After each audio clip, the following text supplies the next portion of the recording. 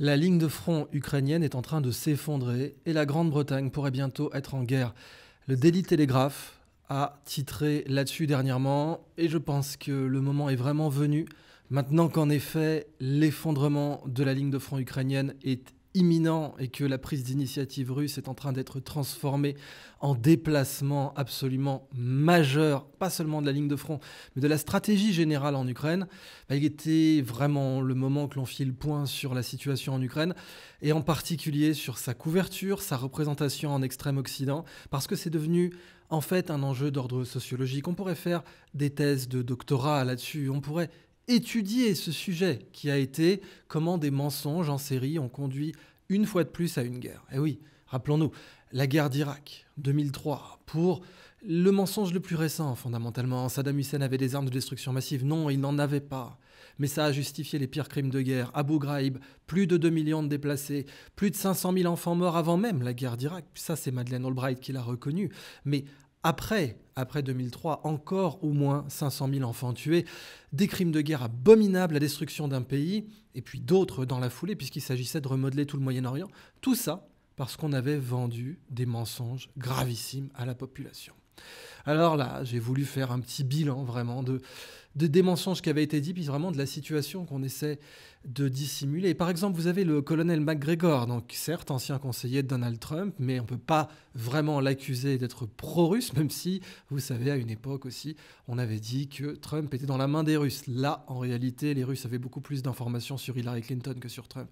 Mais le colonel McGregor a déclaré récemment qu'il estimait le nombre de morts dans le camp ukrainien, dans le camp militaire bien sûr, pas dans le camp civil. Dans le camp civil, on est entre 10 000 et 20 000 tués, aussi bien du côté majoritaire russophone d'Ukraine, on va y revenir, que du côté aujourd'hui des troupes du gouvernement Zelensky, ce qui fait donc 3 fois moins bientôt, 3 fois et demi moins que le nombre de civils tués dans la bande de Gaza. Mais le colonel McGregor donc, a déclaré tout récemment qu'il estimait que c'était maintenant 600 000 soldats ukrainiens tués, 600 000. Notamment à partir de l'analyse donc, des publications sur les réseaux sociaux ukrainiens, des nécrologies, puisque par exemple pendant la guerre d'Afghanistan, quand les soviétiques étaient dans le pays, ils avaient tendance à renvoyer les soldats morts dans une petite capsule chromée, donc incinérés bien sûr, pour éviter toute médecine légale, pour éviter toute recherche supplémentaire, et puis aussi pour éviter ce qu'ils avaient appris pendant la guerre du Vietnam dans le cas américain, à savoir des images de cercueils qui rentreraient, même si la presse était bien davantage contrôlée en Union soviétique qu'aux États-Unis. Donc c'était plus difficile de compter le nombre de morts, et c'était bien le but, mais les Ukrainiens ne font pas ça. Et entre l'analyse par satellite des cimetières et l'analyse donc massive sur les réseaux sociaux des nécrologies, eh bien, McGregor, qui est vraiment un spécialiste, estime qu'on a passé les 600 000 tués dans le camp ukrainien. Vous avez donc cette image d'un soldat ukrainien qui est en train de creuser une tombe dans un cimetière en Ukraine. Eh bien, ça, si vous voulez, c'est quelque chose que les médias de masse ont très peu couvert. Et c'est quelque chose qui, ne serait-ce que sur le plan déontologique, représente, on peut bien utiliser ce terme, un crime de presse.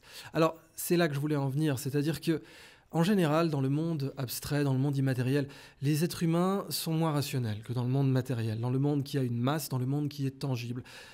Permettez-moi de vous donner un exemple concret.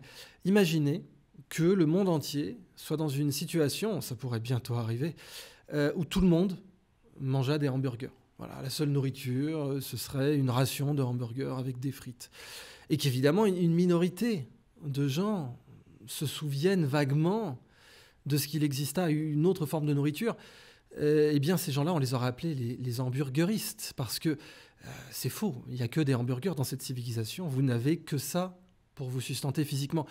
Eh bien, aujourd'hui, c'est la même chose avec les nouvelles. Imaginez que vous ayez une grande société internationale qui donna au monde uniquement la même nourriture, non pas physique, mais intellectuelle. Et cette nourriture intellectuelle est incontestable. Il n'y a qu'elle. On l'appelle l'information, ou les faits, ou la presse. Mais en aucun cas, on n'oserait l'appeler un hamburger, c'est-à-dire de la propagande. Bon, si vous arrivez en disant « Non, ceci n'est pas de l'information, c'est de la propagande », d'accord ?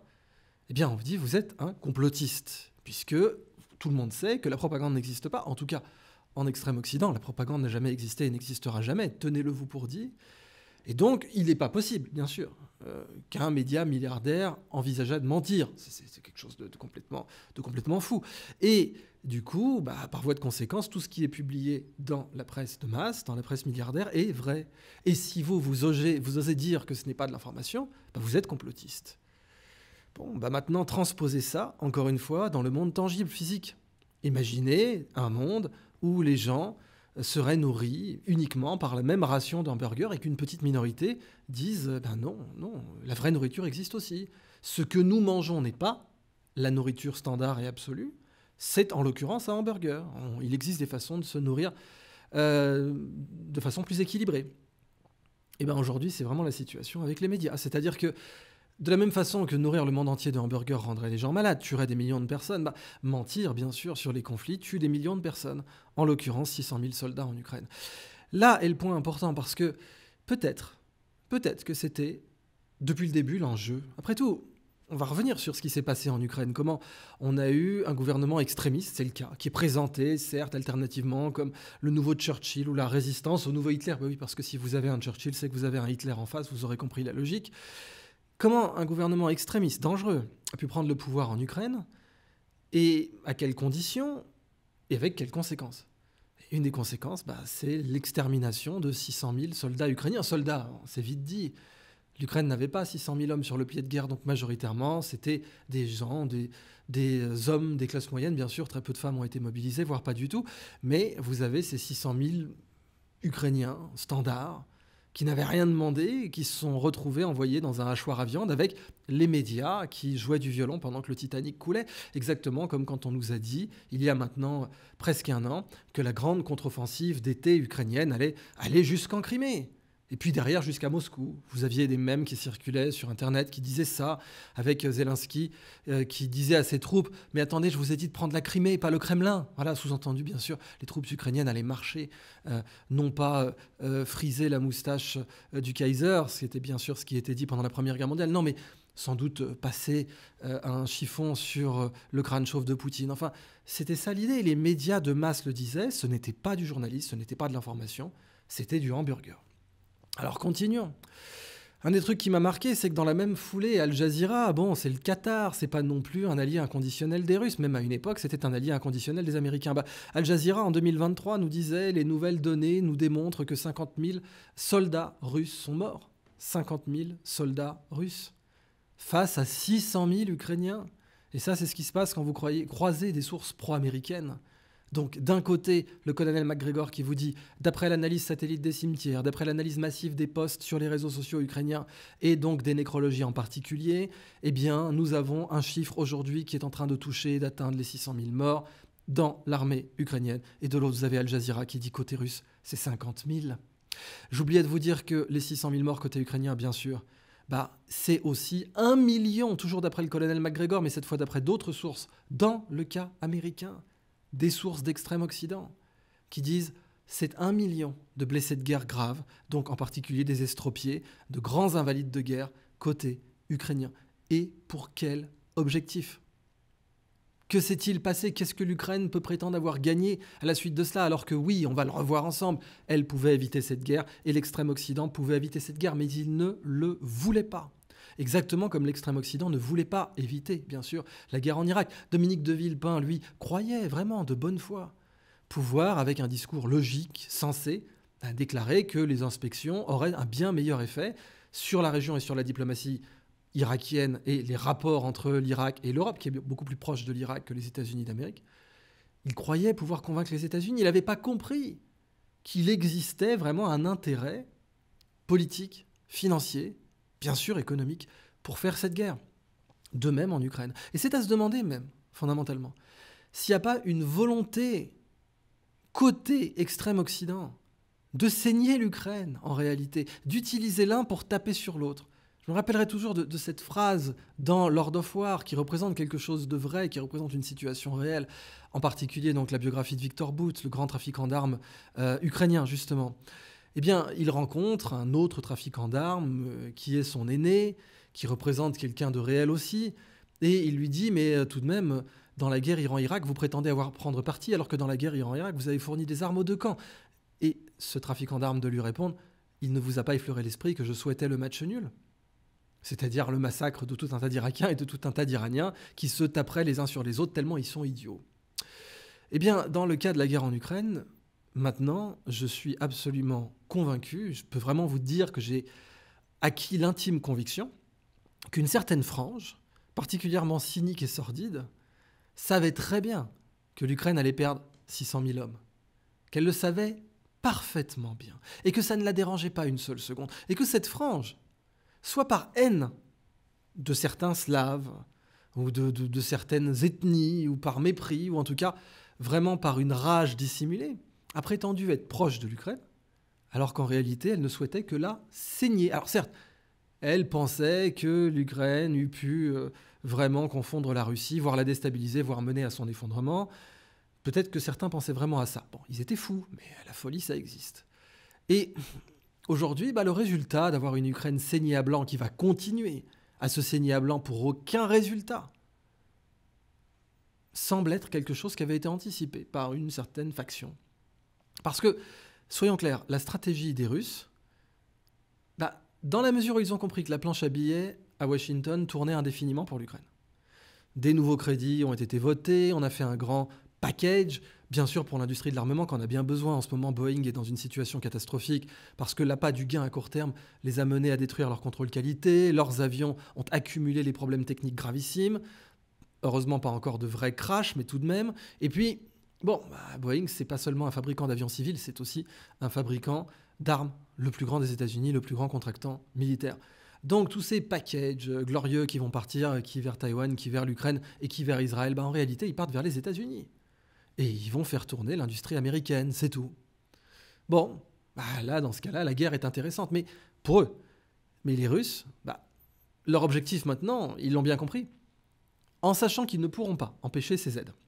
Que l'administration Biden, Blinken, rappelons-nous, Obama, bien sûr, puisque Biden est complètement aux fraises. Tiens, là aussi, je ne rappellerai jamais assez combien de fois les fact-checkers ont écrit que non, pas du tout, le fameux non du fact-checking, vous savez très bien, non le hamburger, donc vous aurez compris, c'est-à-dire que ça cause de l'athérosclérose, ça provoque des grands problèmes de santé, et c'est présenté comme de la nourriture saine par certains imbéciles. Eh bien, les fact-checkers, les premiers, ce fameux non, Biden n'est pas sénile, il n'a pas appelé sa mère à un moment, il n'a pas tourné le dos à son public, il n'a pas parlé de John Wayne et des Indiens dans des circonstances incongrues, il n'a pas lâché des flatulences, c'est ce que disait Camilla Parker Bowles avant de devenir l'épouse du roi d'Angleterre. Non, tout ça, ce n'est jamais arrivé. Tenez-le vous là aussi pour dit.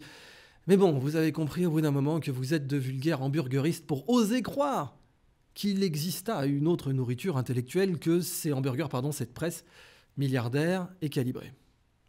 Alors je continue parce que c'est en un sens encore plus grave. Vous avez Forbes qui parle des premiers M1 Abrams détruits en Ukraine. Ah oui, alors on avait eu les Javelin, on avait eu les Bayraktar turcs, ensuite on avait eu les F-16, bien sûr, les F-16. Donc je vous rappelle quand même qu'une certaine presse, toujours la même, la presse hamburgeriste, avait, ou plutôt celle qui vend les hamburgers, avait dit, écoutez, les F-16 vont tout changer. D'accord, mais moi, un peu d'ironie socratique, j'aimerais poser des questions simples. Si les F-16, qui sont donc des plateformes qui datent des années 70, qui ont donc littéralement 50 ans, pouvaient tout changer à une guerre en 2024, mais pourquoi avoir dépensé des milliers de milliards littéralement dans le programme F-35 ? Je ne comprends pas. Pourquoi avoir dépensé autant d'argent dans le programme F-35 si après tout, les F-16 suffisaient ? Je vous avoue que c'est quelque chose que je ne peux pas comprendre et qu'on ne peut pas comprendre tant qu'on n'a pas, en fait, compris la façon dont fonctionne le complexe militaro-industriel américain, qui est associé, bien sûr, au complexe qui vend des guerres, comme des lessives. Et ce complexe, entouré de tout un tas d'intellectuels de cour à Paris, qui depuis Saint-Germain-des-Prés, en consommant des œufs à la coque à 7,50 €, vous disent que ce serait une excellente chose d'aller mourir une Kalachnikov à la main sur le front ukrainien, mais pas eux. Eux, ils sont, je cite, bien plus efficaces avec un clavier. Ah oui, ça c'est certain. Enfin, efficace, je ne sais pas dans quelle mesure. Mais c'est vrai que l'abrutissement de leur clavier peut peut-être avoir le même effet de concussion cérébrale qu'un obus d'artillerie tiré à très courte distance. C'est envisageable. Mais ces gens-là, fondamentalement, vous ont pas dit qu'il existait un complexe militaro-industriel. Certains même vous ont dit que c'était une théorie du complot et que ce complexe militaro-industriel s'abreuvait du sang des gens et de l'argent des autres. Alors le M1 Abrams, c'est un symbole parce que, prétendument, dans les salons militaires, le Abrams n'avait jamais été détruit au combat. Jamais.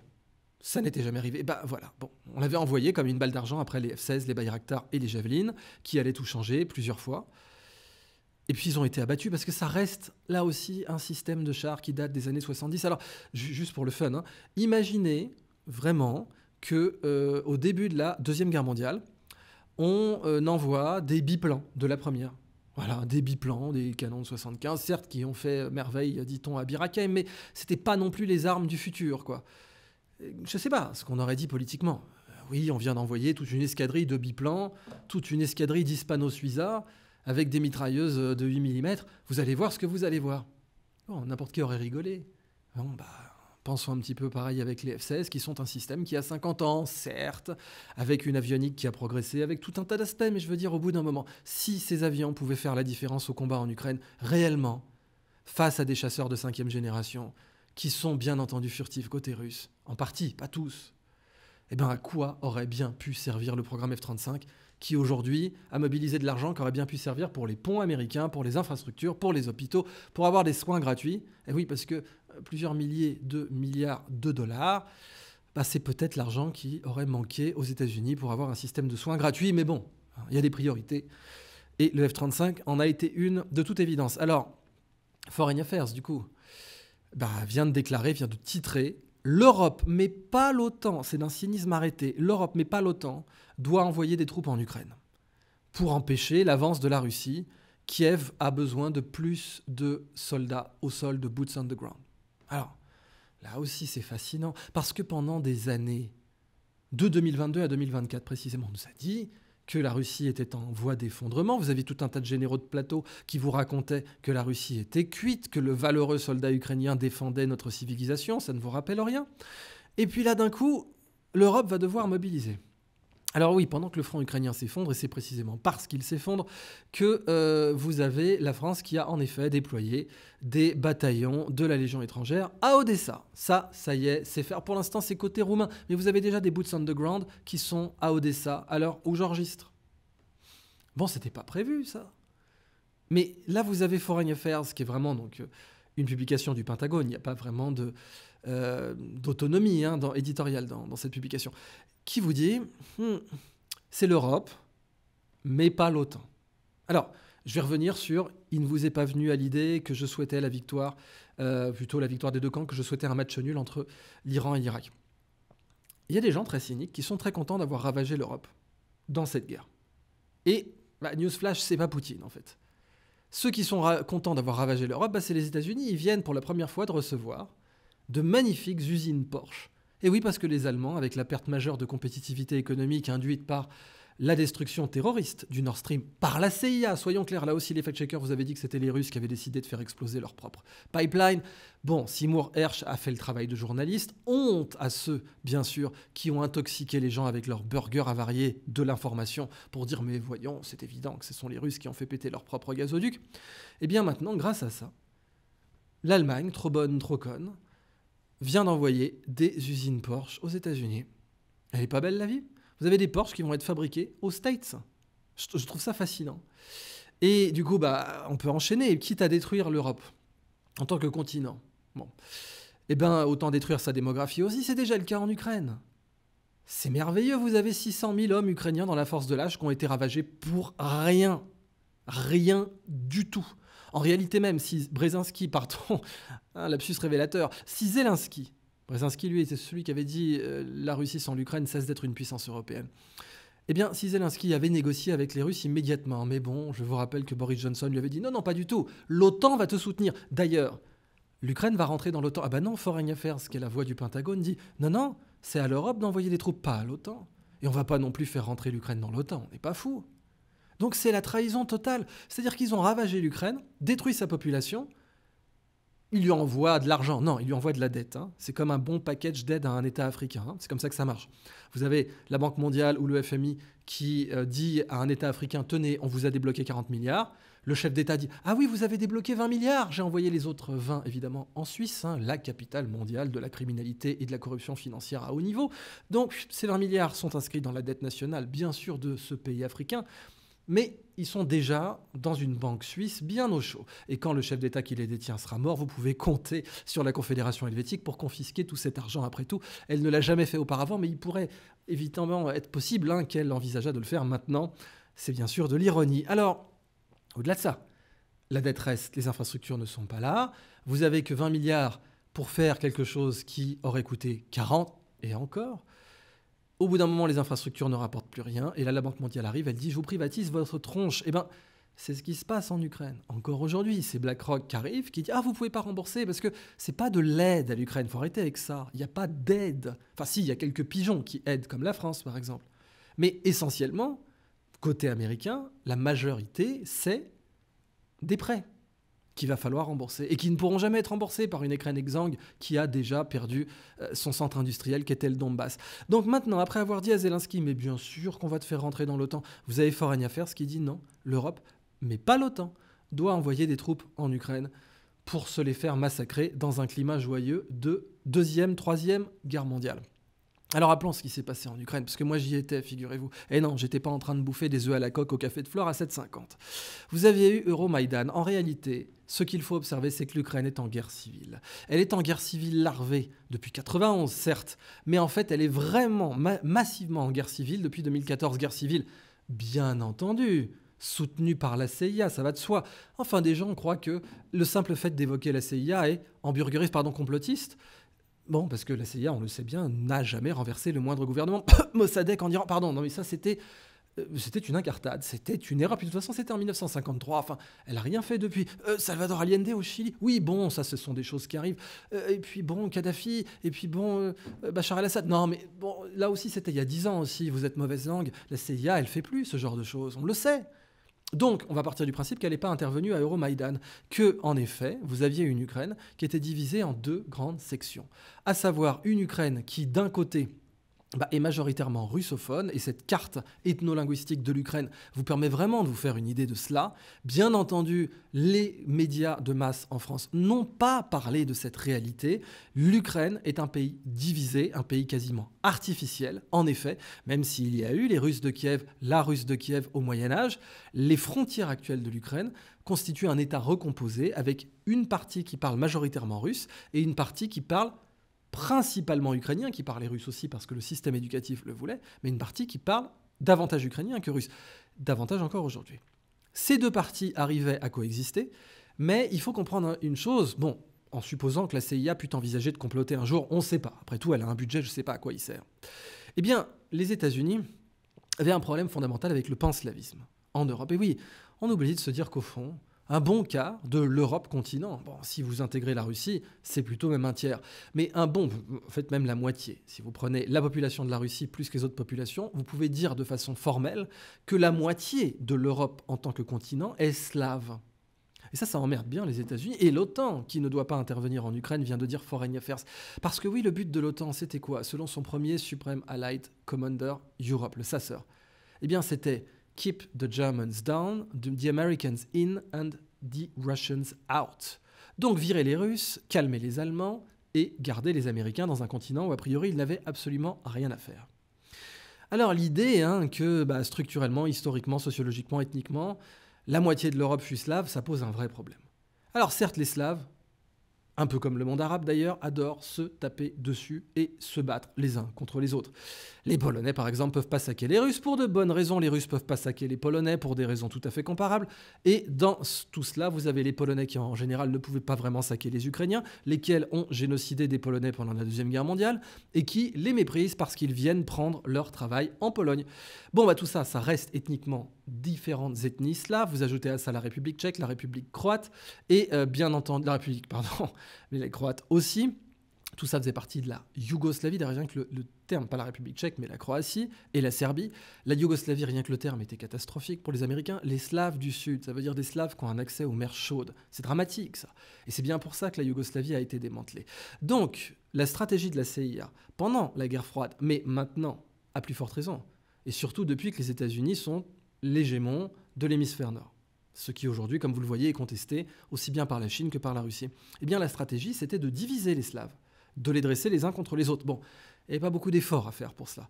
Mais tout de même, je veux dire, dresser des Croates contre des Serbes, ou dresser les Tchèques contre les Russes, ou des Polonais contre les Ukrainiens, ou les Ukrainiens contre les Russes.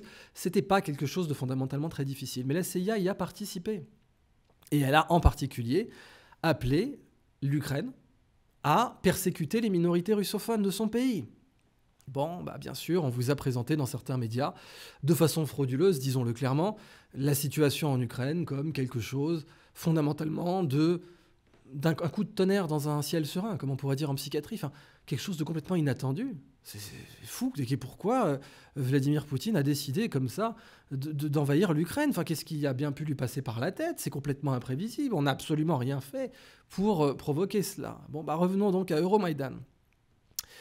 En effet, si vous êtes ukrainien, vous vous dites que votre futur est vers l'Union européenne. Et je peux tout à fait le comprendre. Et encore une fois, ayant vécu en Ukraine, je le comprends bien davantage. Parce que quand vous êtes à 350 € par mois en sortant d'école de médecine, salaire officiel en Ukraine en 2017, vous vous dites forcément que l'Europe, c'est l'avenir. Et ça, je ne peux que le comprendre. Et il faut être un russophone du Donbass pour se dire c'est Moscou qui nous protège. Même si nous, en l'occurrence, en étant dans le Donbass, on tourne plutôt à 150 € par mois. Alors cette rupture était inévitable. Maintenant que la CIA l'ait accélérée, a aussi accéléré la guerre. En 2014, vous avez littéralement ce qu'on peut appeler un coup d'État. Et ce coup d'État porte au pouvoir une minorité profondément anti-russe. Alors certes, c'est pas encore Zelensky, c'est Poroshenko. Bon, l'Ukraine est le pays le plus corrompu au monde, ça change pas, et ça n'a certainement pas changé aujourd'hui avec tout l'argent qui a été envoyé. Au passage, on me dit dans l'oreillette que le journaliste d'investigation qui avait prétendu en Égypte avoir découvert une villa achetée par Zelensky pour sa mère est mort. Bon, du coup, la nouvelle devait être fausse puisqu'il est mort. D'ailleurs, c'est parce que la nouvelle était fausse, sans doute, que le type a dû se suicider. Je pense que c'est ça qui s'est passé. En tout cas, si vous pensez autrement, vous êtes un hamburgeriste complotiste, tenez-le vous là aussi pour dire. En 2014, donc, vous avez ce coup d'État. À la suite d'autres tentatives, vous aviez eu la révolution orange qui avait foiré, Yanukovych, etc. Et puis, vous avez ensuite un candidat prometteur, incroyable, un certain monsieur Zelensky, qui, c'est pas une blague, est amené au pouvoir à la Donald Trump à partir d'une série télévisée. Alors Donald Trump, c'était The Apprentice, bien sûr, avec sa célèbre phrase « Vous êtes viré », où il avait construit sa popularité sur l'idée qu'il eût pu ensuite virer tout Washington et toute la colline au Congrès avec la même emphase que dans cette série américaine. Zelensky, lui, c'était une série qui s'appelait Serviteur du peuple, où on l'a présenté comme quelqu'un, un professeur, un petit enseignant, qui tourne une vidéo pour gueuler contre la corruption du gouvernement, bien sûr, promet qu'il va y mettre bon ordre, et puis cette vidéo devient virale, c'est magique, c'est la démocratie, et ensuite, avec un financement participatif, rien que ça, il arrive à la tête du pays, serviteur du peuple. Bon, la fiction était tellement merveilleuse que les Ukrainiens ont voté, peut-être pas complètement massivement non plus, mais ont voté pour Zelensky en s'attendant à ce qu'il fût le grand libérateur de la corruption, avec un programme, bien évidemment, je ne ferai pas la guerre et je vais normaliser les relations avec la Russie. Et puis, à mi-mot, oui, quand même, la Crimée est russe. Bon, alors ça, il est revenu rapidement là-dessus. Certains psychotropes aidant probablement. Et la situation internationale ne l'encourageant pas non plus à rechercher la vérité. Je vous rappelle que la première victime de la guerre, c'est justement la vérité. Zelensky, trahissant toutes ses promesses de campagne, toutes, genre la lutte contre la corruption, la grande démocratie, l'amour, l'entente entre les peuples et surtout la paix, va évidemment renier les fameux accords de Minsk. Alors, là, j'aime bien, vous voyez, c'est dans les US News, c'est magnifique. Victoria Nuland, fuck the EU. Si c'est pas beau, ça. Je veux dire, l'Europe, elle est plus que cocu, là. C'est une petite soumise, en fait, en réalité. Vous êtes dans une situation où elle est dans une combinaison en latex, un peu comme la crampe dans Pulp Fiction, et qu'elle aime se faire fouetter, qu'elle aime se faire dégrader salement. Oh oui, détruis-moi mon pipeline. Oh oui, vas-y, délocalise toutes mes usines automobiles vers les États-Unis. Oui, vas-y, fais-moi bien plaisir. Vas-y, humilie-moi. Et Victoria Nuland, donc proche de Blinken, qui récemment a été débarquée, elle avait quand même peut-être poussé le bouchon un peu trop loin, avait dit clairement pendant Euromaïdan « fuck the EU ». En toute simplicité. Quelqu'un avait protesté? Bien sûr que non. L'EU, elle aime bien se faire fuck. Ça fait partie du jeu. Le problème, c'est que l'EU, elle n'existe pas. Il n'y a que ces peuples qui existent. Et eux, je ne sais pas s'ils aiment se faire fucked. Faudra leur demander à l'occasion. Donc en tout cas, oui, c'est dans une source américaine, ITN en l'occurrence, Victoria Nuland, dans un coup de téléphone qui a été intercepté par les Russes et qu'ils ont promptement diffusé à la presse. Je ne sais pas pourquoi ils s'en seraient privés. Fuck the EU et on n'en parle plus. Alors, Bien sûr, il a été reconnu aussi que Zelensky a admis avoir saboté les accords de Minsk. Lesquels accords de Minsk auraient pu empêcher cette guerre? Si l'Ukraine les avait respectés, elle aurait encore le Donbass aujourd'hui, elle aurait encore sa grande puissance industrielle, elle aurait encore son intégrité territoriale. Mais elle a décidé de s'asseoir sur les accords de Minsk. Pourquoi? Parce que l'Union européenne lui a dit de le faire. Ensuite, parce que Boris Johnson lui a dit aussi de le faire. Je me rappelle au début de la guerre en Ukraine, quand je vous avais dit quand même l'opération de l'aéroport de Gostomel avec les descentes Niki russes, c'était un échec. Bon, bah en fait, il a paru par la suite, et ça, en l'occurrence, ça donne massivement raison à Xavier Moreau, que cette opération était un succès jusqu'à ce que les Russes se retirent parce qu'ils étaient en négociation avec Zelensky. Que Zelensky avait donné l'impression de vouloir négocier, et Boris Johnson lui avait dit non, l'OTAN va te soutenir. Là, 2 ans plus tard, l'OTAN lui dit on te connaît pas. T'es juste bon à faire nos basses besognes. Et puis surtout ensuite, Foreign Affairs, qui est l'organe du Pentagone, déclare clairement c'est à l'Europe et pas à l'OTAN d'envoyer des troupes en Ukraine. Donc, là aussi, on vous a dit, c'est une guerre qui était complètement inattendue. Elle n'a pas pu être provoquée, elle n'a pas été provoquée. Enfin, c'est complètement impensable que l'Ukraine ait pu envisager la possibilité de la vérité et de l'ombre de provoquer cette guerre face à Vladimir Poutine. Bon, bah en fait, si, littéralement, tout a été fait pour faire en sorte que Poutine prépara une invasion et l'exécuta, qui fut donc appelée opération spéciale, comme vous le savez, pour le nombre d'hommes mobilisés. On va y revenir aussi, parce que pendant que la ligne de front ukrainienne s'effondre, vous avez les Russes qui sont en train d'entraîner 200 000 hommes supplémentaires. Et encore une fois, leur stratégie, pas par cynisme, mais parce que ça fonctionne, et parce qu'ils savent que la planche à billets est un hachoir à viande. N'oubliez pas ça non plus. Les guerres, elles ne peuvent durer, et ça, Pierre Jovanovic le rappelle très bien. Les guerres ne peuvent durer que quand vous avez la planche à billets. Quand vous n'avez pas la planche à billets, au bout d'un moment, les puissances se disent « bon bah stop, on va s'effondrer ». Je veux dire, du temps de François Ier, ou même du temps des Habsbourg, et même du temps de Napoléon, qui pourtant avait mené des guerres à outrance absolument excessives, en poussant jusqu'au bout les maigres ressources que ses alliés et la France pouvaient lui procurer. Eh bien, au bout d'un moment, les finances revenaient, la réalité s'imposait, et la guerre s'arrêtait. Comment on fait la Première Guerre mondiale? Planche à billets illimitée. On peut s'endetter de façon illimitée et on va imprimer de la fausse monnaie qui va donner, donc peu de temps après, avec les dettes de guerre Versailles. D'un côté, pour compenser sa dette, la France impose la totalité de la responsabilité financière à l'Allemagne, laquelle ne peut pas rembourser, et dans la République de Weimar, une brouette de Deutschmark pour acheter une miche de pain, et bien sûr, le boulevard au nazisme. Eh bien, aujourd'hui, c'est la même chose. La planche à billets tourne. La dette américaine a dépassé les 34 000 milliards de dollars. 34 000 milliards de dollars. Avec ça, bah oui, on peut voter des petits packages par-ci, par-là, envelopper Taïwan, Israël, Ukraine, 60 milliards, c'est pas grand-chose. Mais les Russes ont bien compris que tant que les Américains feront tourner la planche à billets pour l'Ukraine, la seule façon de gagner la guerre, c'est de faire en sorte qu'il n'y ait plus d'Ukrainiens pour se battre. Et ils sont littéralement en train de faire ça. Et j'insiste, j'ai acquis vraiment l'intime conviction que vous avez une minorité au sein même de l'extrême Occident, qui détestait l'Ukraine, qui pour des raisons historiques la haïssait, et tout à fait heureuse de lui avoir tapé dans le dos en disant « on est tes alliés », pour avoir mené concrètement « oups, si, on n'avait pas prévu ça, puis de toute façon c'est ces méchants Russes », à 600 000 morts, dans la fleur de l'âge, des hommes valides ukrainiens. Et puis je vous rappelle, alors là certes, je vous montre une image de Russia Today, mais je veux dire, l'événement est factuel, indépendamment du fait que Russia Today l'ait rapporté. Et d'ailleurs, c'est même assez amusant de voir que seul Russia Today l'a rapporté, alors que c'était gravissime. Quand François Hollande a été victime d'un canular, ce qui prouve d'ailleurs le niveau de chef d'État de cet homme, qui était peut-être au mieux qualifié pour gérer un club de bridge en Corrèze, eh bien, s'est fait complètement avoir par un groupe de pranksters russes, où il leur a admis clairement, oui, je reconnais, les accords de Minsk, nous n'avions aucune raison de les faire respecter, alors que la France était signataire de ces accords en tant que puissance avec l'Allemagne responsable de leur application. Et Hollande dit clairement, oui, bien sûr, nous n'avions aucune raison de les faire appliquer. Le seul but, c'était de donner du temps à l'Ukraine pour s'armer, parce que la guerre était inévitable. Bah, si elle était évitable, en fait, si les accords de Minsk avaient été respectés, la guerre était évitée. Combien de médias aujourd'hui vous disent ça? Combien de généraux de plateau vous disent ça en France? Et puis, vraiment, dans l'idée que l'Ukraine était divisée, enfin, vous avez Anne-Laure Bonnel, bien sûr, qui a eu le courage de rappeler que vous avez quand même 39 Ukrainiens russophones, mais Ukrainiens, c'est des citoyens, ils ont les mêmes droits que n'importe qui ont été brûlés vifs à Odessa, par l'extrême droite ukrainienne. Brûlés vifs. Je ne sais pas comment vous pouvez appeler ça. un crime de haine, un Oradour-sur-Glane, une abomination. Non, c'est nos alliés. Ah, nos alliés, ils font pas Oradour-sur-Glane, on le sait bien. D'ailleurs, il n'y a aucun nazi là-bas. Ah, et puis l'avenue Stéphane Bandera, non, ça c'est une erreur. Stéphane Bandera, c'est un mec bien. Bon, il a juste contribué à un génocide en Galicie, mais honnêtement, qui ne l'a pas fait? Je veux dire, pendant la Deuxième Guerre mondiale, hein, limite vous regardiez quelqu'un mal et puis pouf, vous étiez coupable de génocide. Stéphane Bandera, c'était le brave gars. Bon, il a juste buté des Polonais, des Juifs, des Roumains, des prisonniers de guerre. Il a juste collaboré jusqu'au bout avec l'Allemagne nazie. La CIA, toujours dans les bons coups, l'a protégé pendant la guerre froide, mais le KGB a fini par lui faire la peau. Bon, bah ça fait de lui, évidemment, un héros national ukrainien qui mérite d'avoir des avenues à son nom en Ukraine.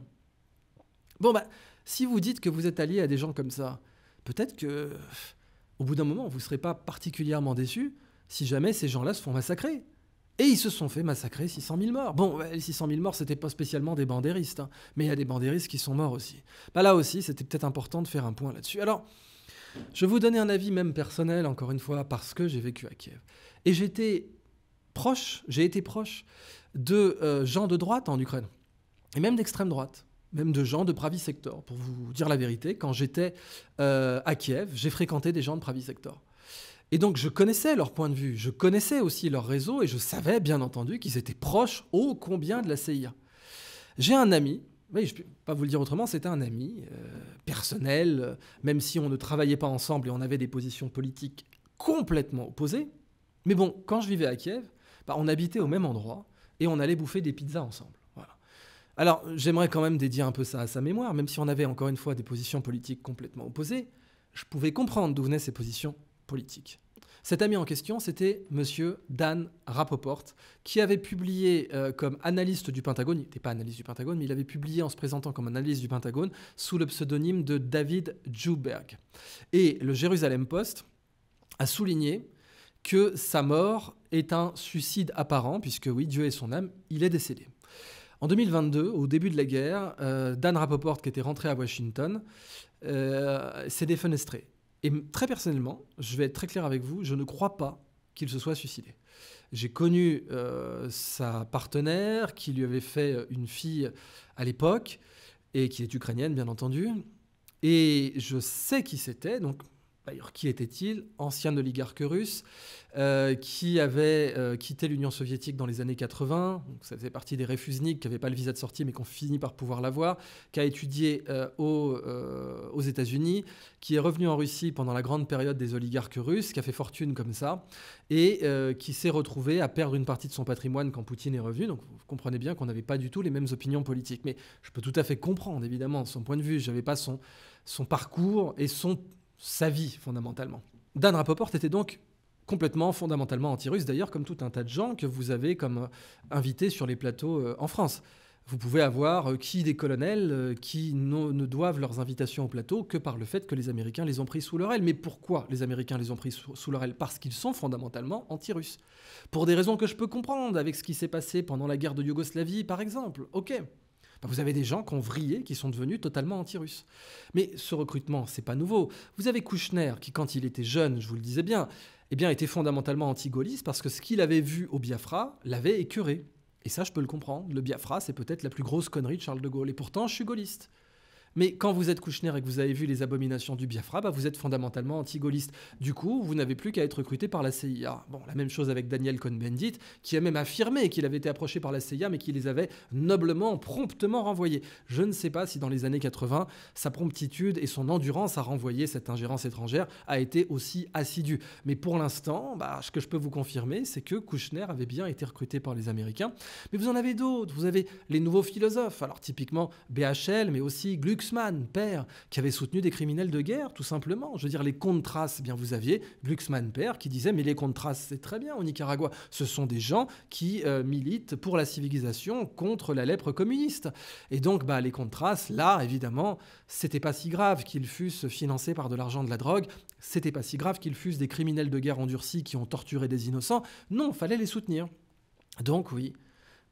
Et d'ailleurs, c'était un retournement de veste assez sale, puisque, en l'occurrence, Glucksmann père avait été trotskiste avant, et puis, du jour au lendemain, il passait de trotskiste à pro-criminel de guerre d'extrême droite, pro-escadron de la mort, avec les Contras. C'est magnifique, mais c'est un cynisme que tout le monde ne peut pas avoir, mais qui quand même reflète une certaine acrobatie qu'il faut en un sens saluer, parce qu'elle a un petit fond peut-être vertueux, je ne sais pas, être capable de faire un triple axel de cette façon, c'est quand même assez remarquable. Bon, alors, maintenant, je vous ai dit, vous avez des gens qui étaient fondamentalement anti-gaullistes pour Kouchner, anti-russes pour différents colonels de plateau. Ils ont été recrutés par les Américains pour ça, et du coup, ils ont une audience. Mon ami Dan Rapoport, c'était pareil. C'est-à-dire que lui, en effet, il a été recruté. Mais j'aurais fait pareil à sa place. Si je détestais les Russes, je me serais mis en contact avec les gens qui sont susceptibles de leur faire le plus de mal. Et en particulier en Ukraine. Donc j'avais vu, en 2016 et 2017, les préparatifs de cette guerre inévitable, la montée en puissance de certains partis, et puis surtout la grande bienveillance avec laquelle les médias milliardaires d'extrême Occident couvraient, par exemple, le bataillon Azov. Enfin, le bataillon Azov dont la charte disait clairement le but, c'est d'éliminer la juiverie internationale. Donc, d'un côté, on nous disait, regardez, prenez par exemple le Hamas, dont la charte est quand même un petit peu saignante. Alors oui, d'autres analystes pouvaient vous dire légitimement, et ils l'ont dit, ah oui, mais regardez, la Marseillaise, c'est qu'un sang impur abreuve nos sillons, mais ça ne veut pas dire que les Français sont génocidaires. Ok, ça se discute pour la France.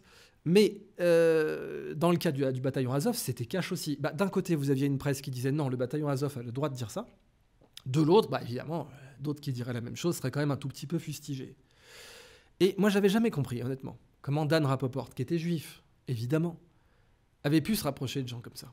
C'est un truc, plein de fois, je parlais avec lui, quand on était sur Kreshchatyk, l'avenue principale, là où il y a eu Euromaïdan, et qu'on bouffait une pizza tranquillement, il avait toujours un flingue sur lui. Il était aussi informateur d'Interpol. Donc c'était vraiment un personnage haut en couleur, et particulièrement sympathique à fréquenter, intelligent, cultivé, brillant. Eh bien, je lui demandais, mais comment tu fais ? Je veux dire, comment tu réconcilies le fait que tu es juif et que tu sois proche de mecs qui sont les pires antisémites qui existent en Europe ? Il me disait, mais non, mais c'est de la façade. En réalité, voilà, les Russes sont plus dangereux et donc ces gens-là vont faire du bon boulot. Ça me rappelle le fameux le Front Al-Nosra fait du bon boulot, qui avait été repris par Fabius, qui avait été déclaré par Fabius, et dont pas moins de 5 officines de fact-checking avaient déclaré qu'ils n'avaient jamais dit cela, ce qui était complètement faux. Rappelez-vous, les fact-checkers avaient menti frontalement, directement. Oui, en effet, pour reprendre le nom des fact-checkers, non, et combien vous verrez encore aujourd'hui d'articles qui disent ça, non, Laurent Fabius n'a jamais dit que le Front Al-Nosra, donc Al-Qaïda en toute simplicité, faisait du bon boulot, je cite. Si, en fait, si, Laurent Fabius a bien déclaré ça. Eh bien, l'attitude de Dan, c'était la même chose, c'était, non mais ils font quand même du bon boulot. Voilà. Bon, ils disent qu'il faudra un jour ou l'autre tuer des juifs, mais peut-être même les juifs en général, mais ils font du bon boulot quand même. Donc, bon. Eh bien, je vais être honnête avec vous, je ne crois pas que Dan, Dieu et son âme encore une fois, se soit suicidé à Washington. Accessoirement, il avait vendu sa villa à la fille de Donald Trump, à Ivanka Trump, qu'il détestait. Pas Ivanka Trump, mais Donald Trump, bien sûr, il détestait Donald Trump. Et donc, il avait revendu sa villa à cette famille. Bon. Alors, rentrons maintenant donc dans les grands mensonges de presse. Enfin, je vous rappelle qu'il a été blanchi notamment par Marianne, mais par aussi tout un tas de fact-checkers, que oui, Bruno Le Maire allait provoquer l'effondrement de l'économie russe. Donc vous aviez tout un tas d'analystes qui vous disaient « Oui, en effet, notre grand leader suprême a bien appointé un merveilleux ministre de l'économie, qui est tout à fait compétent, comme on le sait. Bon, des fois, il ne sait pas ce que c'est qu'un hectare, mais quand même, il est compétent. Et qui va, bien sûr, à lui seul, provoquer l'effondrement de l'économie russe. Bon, là, aujourd'hui, l'économie russe, c'est 3,5% de croissance du PIB. Si la France faisait la moitié de ça, tous les médias milliardaires en France diraient « Mais regardez comme c'est merveilleux ce que nous faisons et en quoi notre croissance économique est sans pareil ». Bon, c'était un mensonge. Mais on peut continuer. Rappelez-vous les merveilles, parce qu'on n'en a pas fait vraiment l'inventaire. Enfin, vous aviez la fameuse cheminée présentée dans le 20h de France 2, le service public, bon sang. Vous avez une cheminée dans un bâtiment qui est présentée comme un missile. Ensuite, vous avez eu une bombe de Fallout, un jeu vidéo, qui a été utilisé comme illustration pour une bombe nucléaire russe. Mais c'est pas fini. Sur le service public, vous avez David Pujadas, je cite, image du jour, Amélie Topol, un vieux char soviétique d'exposition récupéré par les Russes pour réparation. Ce qui est encore plus grave, c'est que ça, c'est son tweet, donc sur X maintenant, mais c'est même pas ce qu'il a vraiment dit En ouverture du JT. En ouverture du JT, il avait dit « ça ne trompe personne ». Les Russes disent qu'ils veulent juste rénover le monument, mais personne n'y croit, je cite David Pujadas, à savoir, ils vont l'envoyer sur le front. Donc ce T-70, oui, hein, c'est pas un T-34, c'est un char léger T-70 de la Deuxième Guerre mondiale, qui est un monument bien connu à Mélitopol. Bien sûr, les Russes sont tellement dans la merde qu'ils vont l'envoyer sur le front. C'est ce qui a été dit par le service public. Ça, c'est un crime de presse. Ça, c'est gravissime. Ça, c'est de la désinformation absolument aggravée. Et ça a été dit. Et puis bon, alors là, je vais tirer sur les ambulances. Midi Libre. Bon, Midi Libre, alors c'est pas de la presse du coup, hein, vous aurez compris, c'est Midi Libre, c'est un clan à part, c'est le clan Bailey, hein, le personnage sulfureux qui est aujourd'hui couvert des accusations les plus sordides. Eh bien, en l'occurrence, il détient cette publication comique, pour ne pas dire satirique, qui nous avait déclaré « Guerre en Ukraine, pourquoi les machines à laver sont-elles si importantes pour l'armée russe ?» Je cite « Certains composants de ces appareils seraient utiles à l'armée russe. » Alors, vous notez le petit « serait hein, », le conditionnel de précaution. Alors là, pareil, hein, là, c'était complètement bidon, ça n'a jamais eu lieu, c'est comme les couveuses de Naïra pendant la première guerre du Golfe, c'était bullshit total. Mais ces gens-là font partie des consortia qui vous disent oui, nous allons lutter pour la vérité, porter haut les valeurs du journalisme et bien sûr lutter contre les hamburgeristes complotistes qui, eux, osent imaginer qu'il exista une information vérifiable et objective en dehors de ce que nous, on écrit dans nos colonnes. Bon. La cheminée missile, le char de Mélitopol et les fameuses puces dans les machines à laver. Ah oui, on avait mieux que ça. On a eu le fantôme de Kiev. Vous vous rappelez peut-être pas du fantôme de Kiev, mais au début de la guerre, on nous avait dit qu'il y avait un pilote, mais vraiment, c'était Tom Cruise qui fait l'amour à Manfred Richthofen avec Jean Mermoz qui filme. Et ce fantôme de Kiev avait abattu, je sais pas, 10-15 avions russes parce que c'était vraiment un truc de fou. Bon. C'était complètement bidon. Le Washington Post le reconnaît. Ça signifie qu'on vous a intoxiqué, qu'on a pollué la rivière, qu'on vous a diffusé des fake news avec l'argent public dans certains cas. Oui, le Washington Post le reconnaît. Le Ghost of Kiev n'a jamais existé. Mais mieux que ça, après, il y a l'apologie. C'est-à-dire, l'Ukraine admet que le fantôme de Kiev n'est pas réel, mais ce mythe était puissant pour une raison. Je cite le chapeau. La dernière fin de semaine, les forces armées ukrainiennes ont admis que le pilote n'était qu'une légende de super-héros créée par les Ukrainiens. Sous-entendu, c'est bien. En fait, vous avez les bons mensonges et les mauvais mensonges. Vous avez les bonnes intoxications et les mauvaises intoxications. Quand Pfizer, par exemple, disait que sa potion magique était efficace contre la transmission alors qu'elle ne l'avait jamais testée, c'était une bonne intoxication. Ça, c'était pour le bien public. Et quand vous aviez des journaux qui reprenaient la fausse information du fantôme de Kiev en contravention totale de la charte de Munich, bah, c'était la bonne fausse information parce que ça augmentait le moral. Alors, il n'y a pas eu que le fantôme de Kiev, vous avez aussi, et ça c'est rapporté dans le Greek City Times, je ne sais pas non plus si vous vous souvenez, mais l'affaire de l'île aux serpents. Alors, Snake Island, c'était, soi-disant, une garnison ukrainienne courageuse qui avait demandé en mode « Monsieur les Anglais, tirez les premiers à la bataille de Rocroi ». Non, la bataille de Rocroi, c'était contre les tertiaux espagnols, mais qui avait dit « Monsieur les Anglais, tirez les premiers », à savoir Fontenoy, non, pardon, je confonds, la bataille de Fontenoy. Tirez-nous dessus, go fuck yourself ». Les Ukrainiens auraient dit ça aux Russes. Bah, c'était bidon. C'était complètement faux. Et n'importe qui, à l'époque, pouvait dire « Mais qu'est-ce que c'est que ça? C'est quoi votre source? De quoi vous parlez? Qu'est-ce que c'est que ces conneries, en fait ?» Et là, c'est pas une chambre d'écho. Hein. J'insiste, quand vous aviez des médias qui reprenaient ces faramineuses conneries, là, on parlait pas de chambre d'écho de Washington.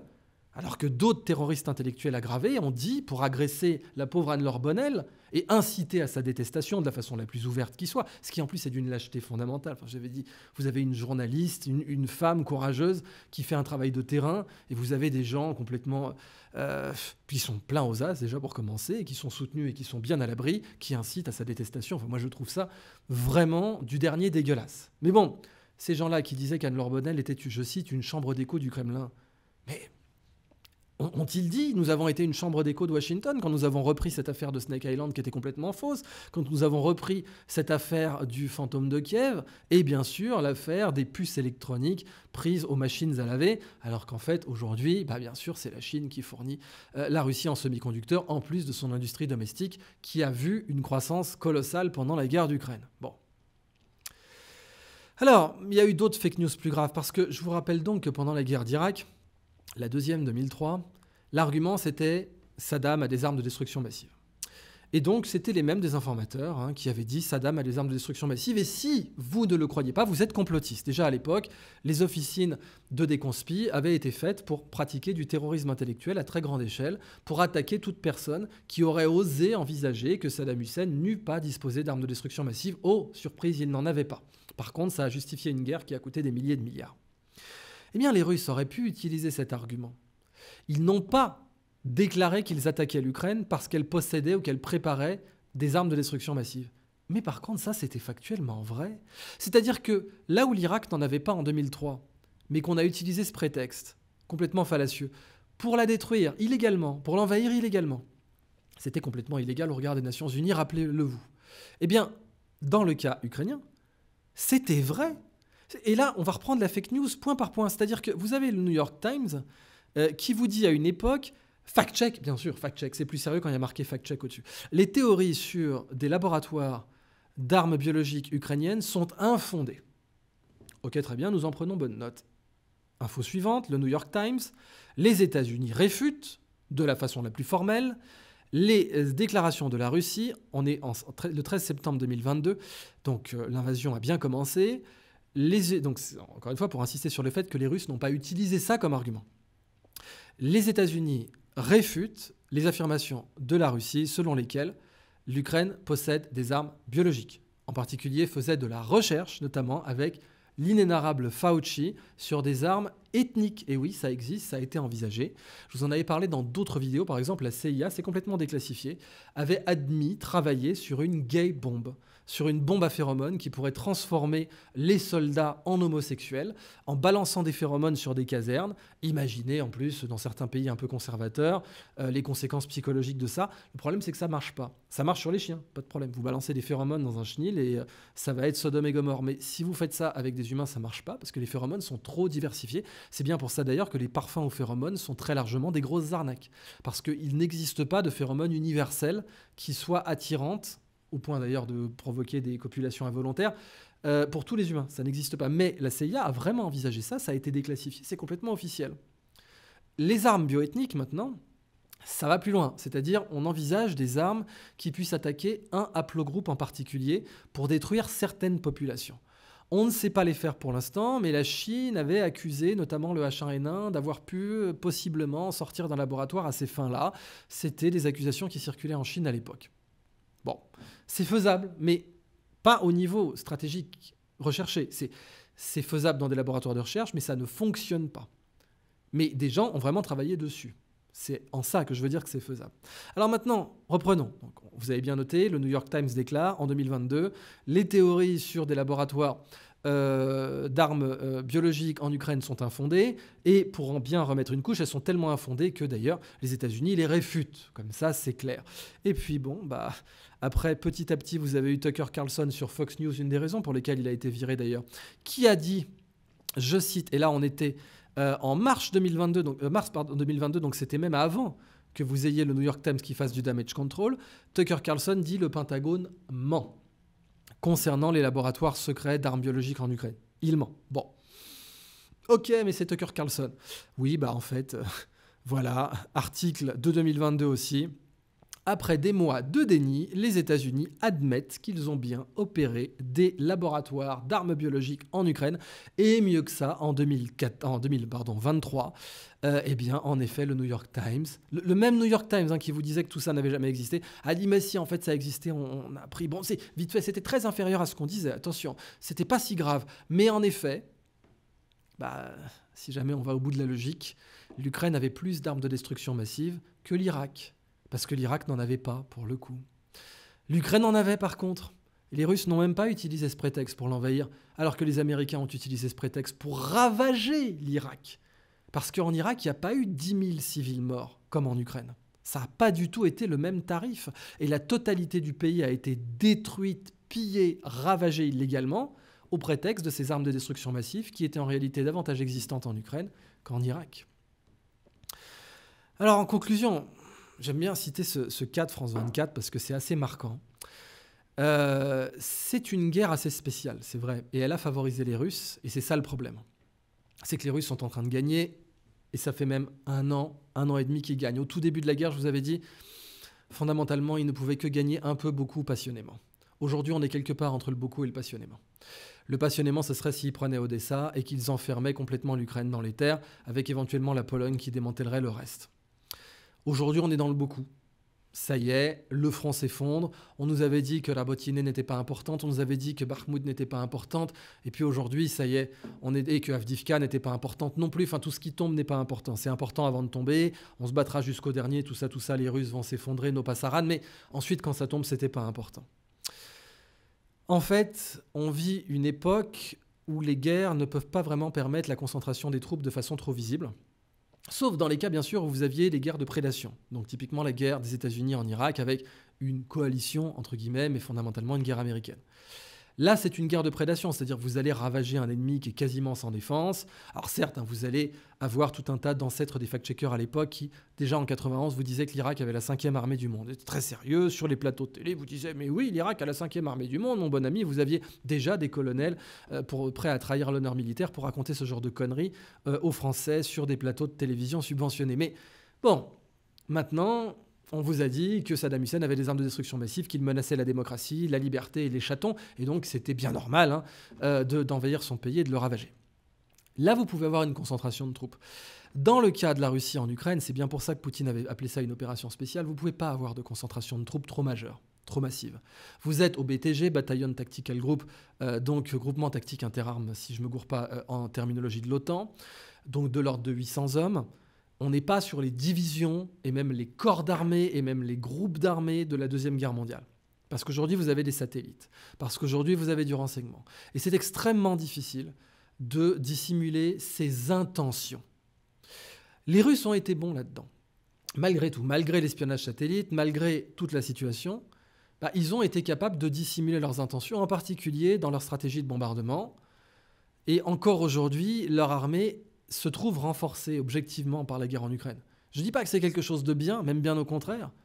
Ça serait bien plus positif que la France se renforçât elle-même, qu'elle soit capable d'augmenter ses budgets militaires, certes d'en faire percoler une partie dans le civil, parce que c'est jamais perdu, et la DGA a tout un tas d'innovations, dont une partie pourrait percoler dans le monde civil. Mais aujourd'hui, c'est plus faisable. Et de par la situation. Mais même si, Foreign Affairs dit l'Europe doit mobiliser des hommes, mais pas l'OTAN et certainement pas les États-Unis d'Amérique, qui de toute façon n'ont pas aujourd'hui une armée dans un état de combattre suffisant, puisque en général, la majorité des effectifs de l'armée américaine va prendre sa retraite après 20 ans. Il y a 20 ans, c'était le début de la guerre en Irak, et ces gens-là sont en train de prendre leur retraite, ne sont pas du tout dans une situation de se battre en Ukraine. De toute façon, les États-Unis ne vont pas envoyer leurs propres soldats se battre en Ukraine, ils vont laisser ces braves cocus européens mourir pour eux. Ça sera bien plus simple. Mais mourir pour eux, c'est ça la conclusion. C'est-à-dire une situation où on admet qu'on a perdu, que Odessa va tomber, donc envoyons des troupes françaises, envoyons la Légion étrangère pour commencer, mais envoyons pourquoi pas des mobilisables par la suite. D'où la boucle est bouclée avec le début de cette vidéo, à savoir le télégraphe au Royaume-Uni qui dit le Royaume-Uni pourrait bientôt se trouver en guerre. D'ailleurs, dans Foreign Affairs, pour conclure, un point important. On vous a présenté dans les médias de connivence français que c'était Macron qui avait eu l'initiative de déclarer vouloir envoyer des troupes en Ukraine. Pas du tout. Pas du tout. Ça venait du Pentagone et le Foreign Affairs l'a démontré, d'autant plus que ces déclarations ont en même temps été faites de façon très similaire, si ce n'est coordonnée, en Finlande, en Suède, à l'OTAN, aux Pays-Bas et au Royaume-Uni. Donc d'un côté, on vous présente à la nord-coréenne, vous savez, en Corée du Nord, bien sûr, le leader suprême et grand champion de golf, de basket et d'imposition des mains. Et la Corée gagne toutes les médailles d'or. Ensuite, les médailles de bronze, c'est la Chine. Et les médailles d'argent, c'est la Russie. L'Union soviétique existe encore dans les médias nord-coréens. C'est la même chose en France. C'est-à-dire, on vous dit que c'est Macron qui, bien sûr, entre deux numéros de transformistes, entre le boxeur, le Macron sous-marinier et toutes les autres panoplies qu'il pouvait avoir, a décidé lui-même la possibilité d'envoyer un contingent français en Ukraine. Non, pas du tout, ça a été décidé au Pentagone et ça fait partie d'un plan parce qu'en effet, les Américains ne peuvent pas laisser la Russie gagner trop massivement en Ukraine. Aujourd'hui, pourtant, c'est le cas. Alors donc, dans la façon dont l'armée fonctionne aujourd'hui, Il est exact que quand le groupe Wagner avait été redéployé en Biélorussie, il a fixé tout un tas de groupements tactiques interarmes côté ukrainien. Et c'est pas moi qui le dis, c'est même France 24, je cite, l'Ukraine renforce son front nord à la suite de l'arrivée du groupe Wagner en Biélorussie. Ce que j'avais exactement dit. Et vous aviez des officiers de plateau. Donc un officier de plateau est aussi sérieux qu'un médecin de plateau. Un officier de plateau est à la chose militaire, ce qu'un médecin de plateau est à la chose médicale. Eh bien, aussi bien vous aviez des télétoubibs que des télécolonels qui vous disaient « Oui, c'est complètement bidon, le groupe Wagner ne menace absolument personne en Biélorussie. » Ben non, les Ukrainiens, eux, se sont vus fixer un très grand nombre de groupements tactiques interarmes par la seule présence de Wagner en Biélorussie. Pourquoi ? Parce que la Biélorussie, c'est forestier, parce que c'est une des zones où les Russes peuvent opérer de la façon la moins voyante. Aujourd'hui, on n'est plus dans la discrétion, on est dans le moins voyant. Dans l'ensemble, les Russes concentrent très peu de forces. On est vraiment sur des concentrations de quelques centaines d'hommes à certains points du front à chaque fois. Donc exit les grandes divisions, exit les grands mouvements comme du temps de Norman Schwarzkopf, même du temps de la Première Guerre du Golfe. Mais du coup, ça donne des guerres plus lentes et des guerres qui favorisent intrinsèquement la technologie, les drones, les bombes aussi, les bombes planantes russes qui permettent donc aux bombardiers Tu-95 de les lâcher depuis bien plus loin, en toute impunité. Et ça favorise donc la stratégie russe, qui n'est pas particulièrement misanthrope, mais qui fonctionne. Et ce qui est misanthrope, c'est d'avoir poussé l'Ukraine à cette situation-là, à savoir de massacrer les soldats ukrainiens, comme c'était le cas dans la fameuse contre-offensive en carton, comme c'est le cas encore aujourd'hui, et donc 600 000 morts en Ukraine. Donc en conclusion, mensonge, mensonge et mensonge. Ce sont les mensonges qui mènent à la guerre. Un mensonge, vraiment, est chromé quand il est appelé fact-checking. Quand on vous dit non, Biden n'a jamais serré la main d'un grand sorcier du Ku Klux Klan pour vous dire en bas de l'article de fact-checking que en fait c'est parce qu'il n'était pas grand sorcier mais simplement cyclope exalté, je n'invente rien, eh bien là vous êtes sur du mensonge de compète. Un mensonge qui a commencé son article par fact-check, là vous savez que vous êtes vraiment dans la crème de la crème du mensonge. Et c'est ça qui d'une part a permis les crimes de guerre massifs en Irak et qui d'autre part a permis de ravager l'Ukraine. Aujourd'hui, le front est en situation imminente d'effondrement. L'Ukraine peut avoir tout l'argent qu'elle veut et toutes les armes qu'elle veut. Et un nouveau truc miracle après les F-16, les Bayraktar, les Javelin et les Abrams. Et, j'avais oublié bien sûr, les HIMARS. Quand il n'y aura plus d'hommes pour se battre, ça fera aucune différence.